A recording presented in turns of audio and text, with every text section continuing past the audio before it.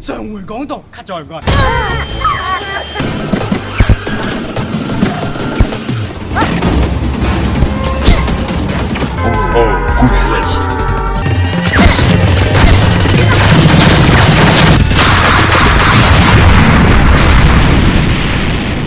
點解 FHB 咁耐都冇拍片嘅？我哋一向都係視拍片為一個樂趣，但係香港嘅教育制度係一個 bitch twice。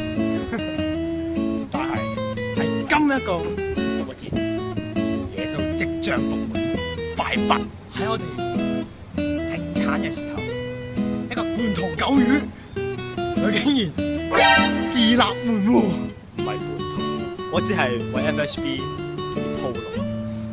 為今次復活節嘅復活，我打咗好多底，打底褲有咩份？我可以做到依家咁樣去食煙，